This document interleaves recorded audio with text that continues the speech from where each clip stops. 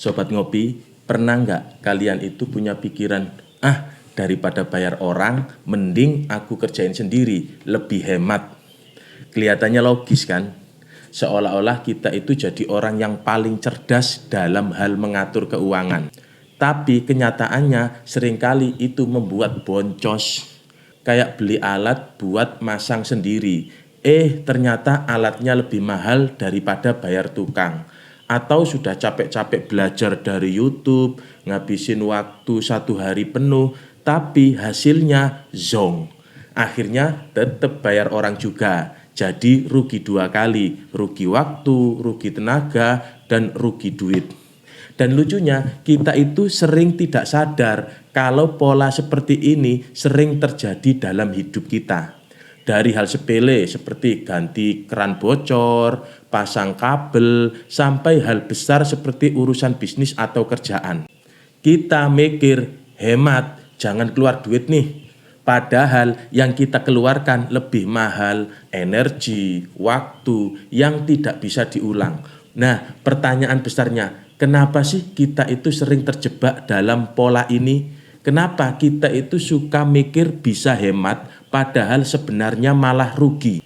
Paradok hemat, niat hemat malah boncos.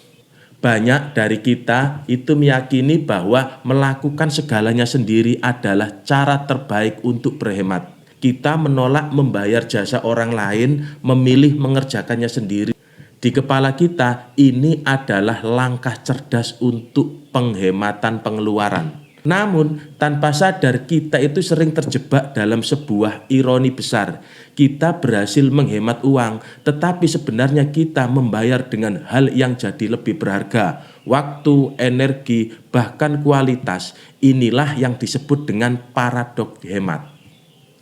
Contoh sederhana, kita sengaja beli barang KW dengan alasan, sama saja fungsinya kok, yang penting kan murah. Akhirnya apa? Barangnya cepat rusak, jadi harus beli lagi. Total harga kalau dikumpulin malah lebih mahal daripada beli yang asli atau yang ori. Ini bukan soal pinter hitung-hitungan aja, tapi ada faktor psikologi dan ekonomi yang main.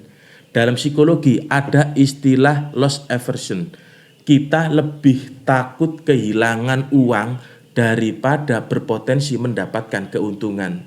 Jadi otak kita itu suka ngejar hemat instan, padahal jangka panjangnya itu jebakan. Hemat yang salah kaprah sering muncul karena kita itu mikirnya pokoknya keluar uang sedikit sekarang, tanpa mikir biaya jangka panjang. Padahal kalau ditotal seringkali itu lebih besar. Masalahnya banyak dari kita itu yang masih terjebak di mindset asal murah. Padahal kalau kita mikir lebih panjang, kadang keluaran duit itu lebih besar di awal itu justru lebih hemat. Hemat waktu, hemat tenaga, dan hemat drama-drama yang lain. Biaya tersembunyi dari do it yourself atau mengerjakannya sendiri. Kebiasaan kita, apalagi orang Indonesia itu mikir ngapain sih bayar tukang kalau bisa kerjakan sendiri. Entah itu ngecat kamar, pasang keramik, benerin motor, sampai ngotak-ngatik laptop yang lagi hang. Di kepala kita logikanya itu simpel, kalau bisa dikerjakannya sendiri pasti lebih hemat. Tapi kenyataannya tidak selalu begitu. Seringkali yang terjadi justru seperti pepatah Jawa, niat ngirit jebole tekor, niatnya ngirit malah tambah keluar banyak. Kenapa? Karena ada yang namanya biaya tersembunyi dari do it yourself atau mengerjakan sendiri.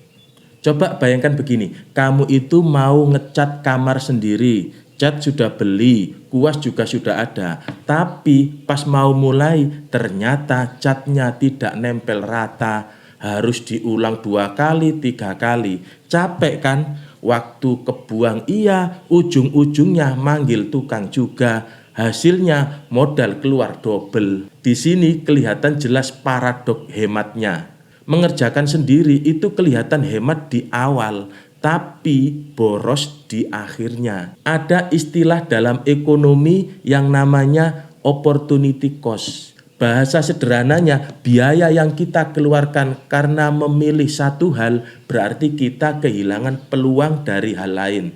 Contoh, kalau kamu menghabiskan 6 jam buat ngecat kamar sendiri, padahal skillmu belum tentu rapi, itu 6 jam dipakai buat kerja lembur, dapat duit tambahan, atau sekedar istirahat biar badan fit.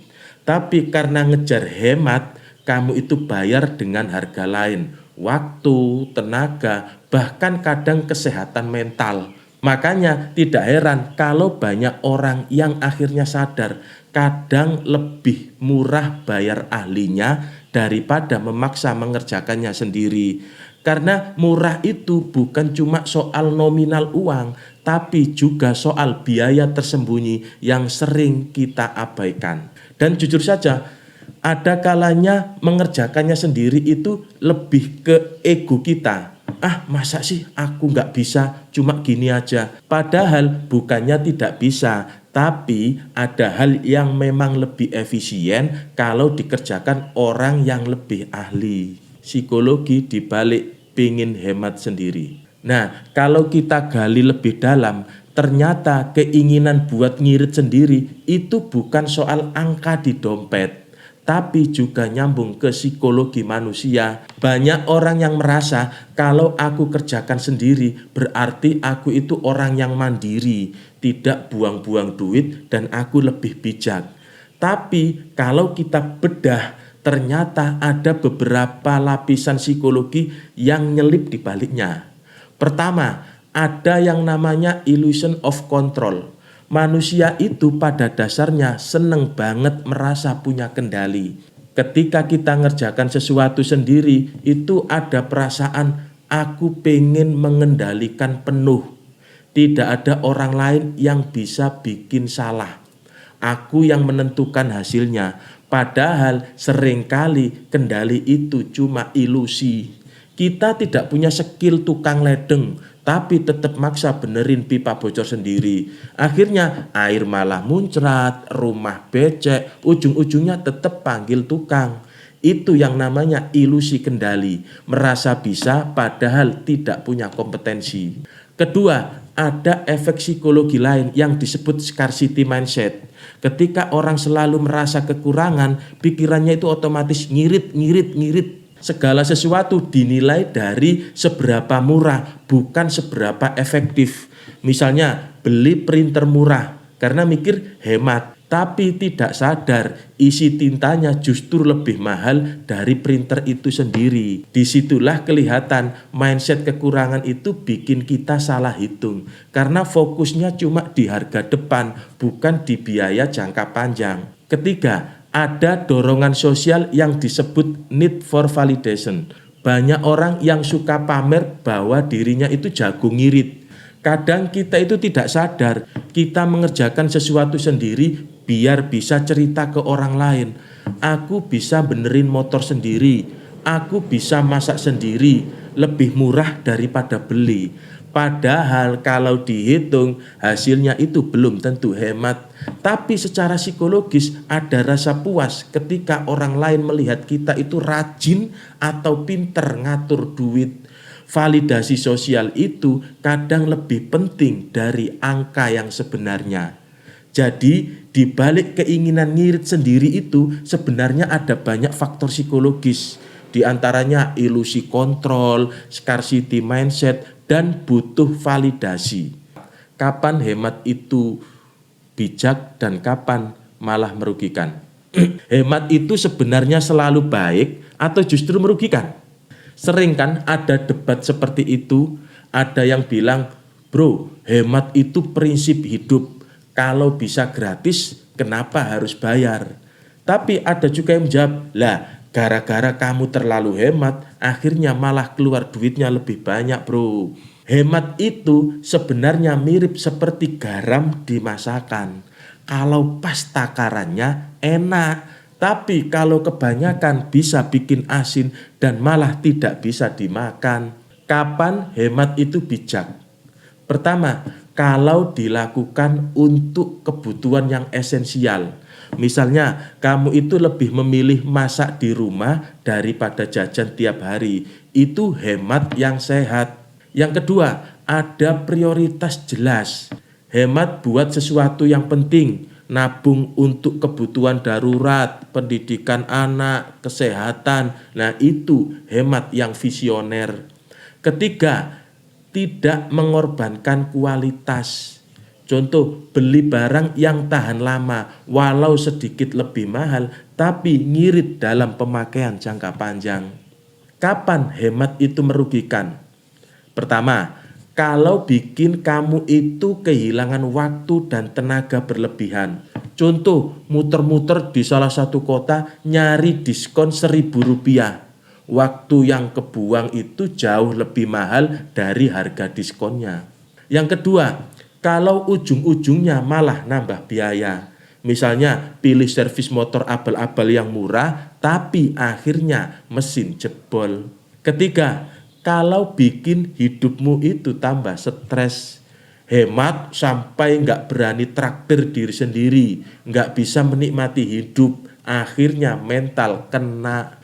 Dalam psikologi ini sering disebut false economy atau penghematan semu. Dari luar kelihatannya hemat, tapi sebenarnya boros dalam bentuk lain. Bisa boros dalam bentuk waktu, tenaga, kesehatan, bahkan kebahagiaan. Hemat itu bukan sekedar tidak keluar duit. Hemat itu soal strategi. Kapan harus ngerem, kapan harus ngegas. Kalau kamu tahu konteksnya, hemat itu akan menjadi bijak. Tapi kalau buta arah, hemat itu bisa jadi jebakan. Sobat Ngopi, hemat itu penting, tapi jangan sampai niat berhemat malah bikin kita itu boncos. Kita sering lupa, hidup ini bukan lomba jadi manusia yang serba bisa. Hidup ini tentang tahu kapan harus berjuang sendiri, kapan harus berbagi peran. Karena setiap orang itu punya kapasitas, punya keahlian, dan punya limit energi sendiri-sendiri. Kalau kita memaksa semua kita handle sendiri, hasilnya bukan cuma capek, tapi juga bisa kehilangan peluang yang lebih besar. Hemat itu bukan sekedar soal tidak keluar uang. Hemat itu soal manajemen.